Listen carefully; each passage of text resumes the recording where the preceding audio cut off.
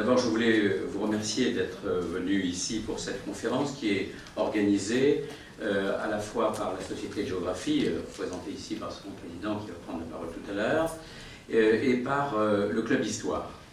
Nos deux conférenciers, vous êtes venus en ayant lu évidemment notre programme, donc je ne vais pas les présenter très longuement.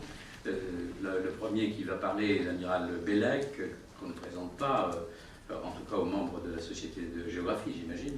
Il va parler essentiellement à l'aide de l'immense connaissance qu'il a de la cartographie et de son histoire, de la conquête des mers et de leur domination.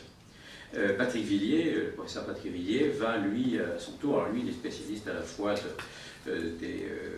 des corsaires, des marins en général, de l'histoire des mers aussi. Il va nous parler de la période qui va des grandes découvertes jusqu'au 19e siècle, grosso modo, même peut-être un petit peu après, mais un petit peu avant, un 18e. Alors voilà.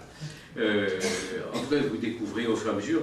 On s'est mis d'accord sur ces deux interventions, mais je vais découvrir évidemment avec délice en même temps que vous. Donc je laisse la parole à Jean-Robert Pitt, en le remerciant aussi d'avoir accepté ce partenariat que je trouve très agréable et très enrichissant. Merci.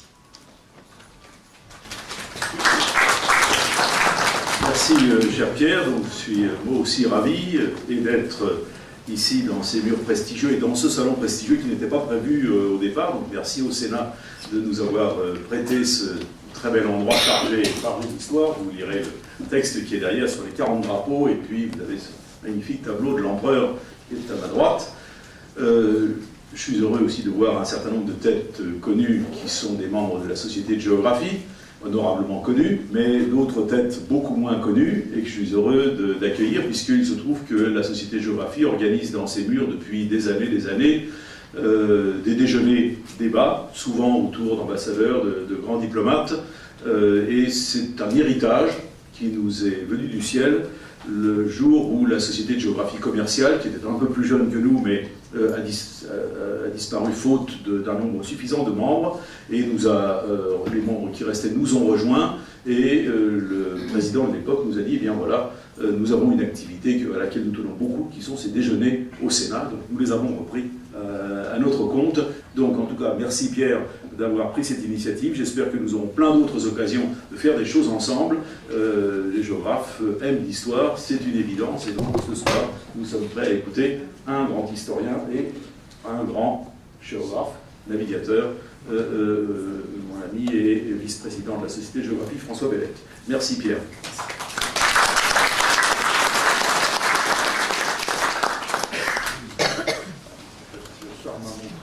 Oui,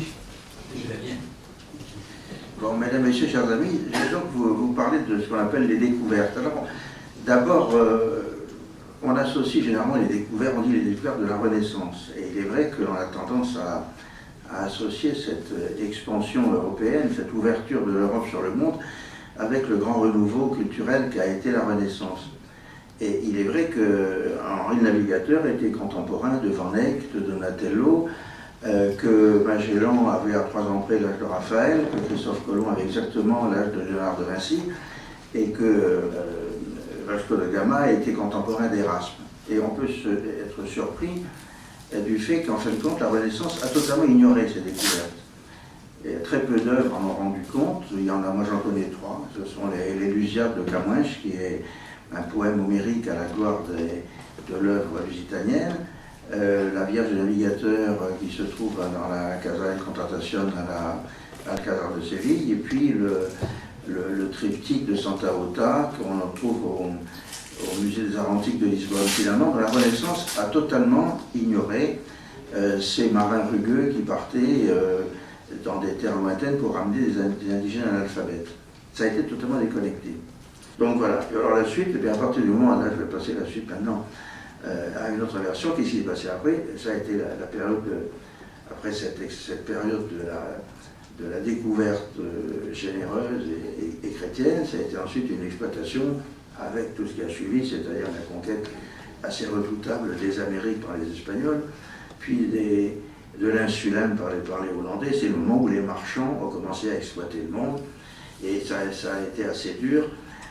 jusqu'à l'époque, au XVIIIe, XIXe siècle, où on est revenu à une époque très généreuse qui a été les grands voyages d'exploration tout à fait humanistes du monde. Il y a eu plusieurs dizaines de voyages scientifiques qui ont exploré le monde. Donc voilà. Donc, vous voyez, les découvertes, ça a été une série de hasards finalement, très généreux, très accidentels, très mal montés, mais qui ont fait que l'Europe, mal partie, en retard surtout, est partie à la conquête et à l'exploration du monde, alors qu'elle n'avait rien pour ça. Et maintenant, je vais passer la suite à une suite beaucoup plus dure. Patrick Bouillet peut vous prendre la suite. Voilà. J'ai pas dépassé, je suis bien.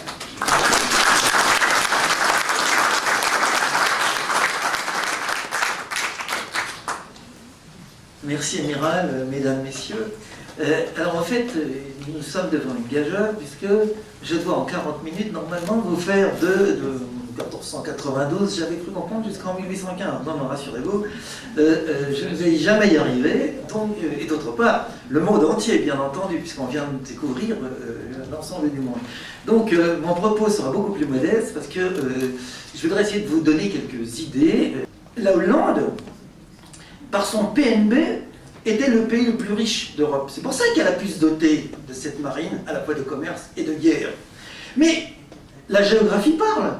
La Hollande, elle est trop petite. Dès que les Anglais se sont mobilisés, eh ben, à long terme, les carottes étaient cuites. C'était l'Angleterre qui allait gagner. Et si Louis XIV réussit son pari, c'est parce qu'il est appuyé sur le pays le plus grand du monde. Enfin, du monde occidental, hein, la France. Alors après, et ça sera ma conclusion, c'est que les Anglais savent payer les impôts et les Français les ont refusés. Cherchez l'erreur.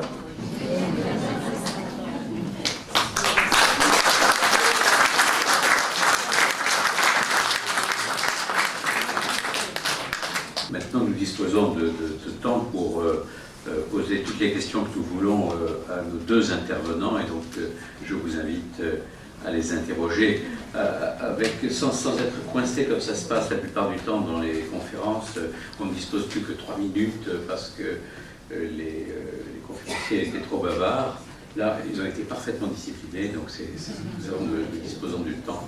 Et donc, je vous laisse la parole. Quelle est, à votre avis, monsieur le professeur, la raison pour laquelle la Chine n'a pas développé la même expérience ou la même stratégie?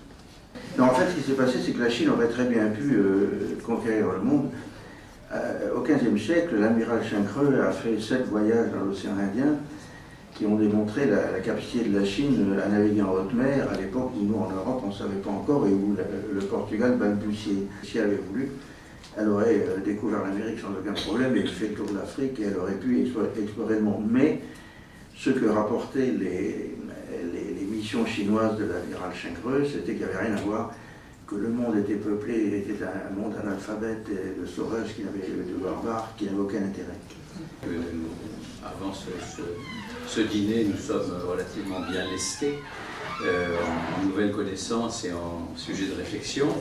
Je vais en notre nom à tous remercier nos conférenciers pour tout ce qu'ils nous ont apporté ce soir. Et puis nous allons boire un verre ici, donc on va nous servir, mais ces chaises vont migrer dans la salle à côté, pas toutes seules, hein, donc des gens dans la salle à côté où nous allons dîner. Voilà.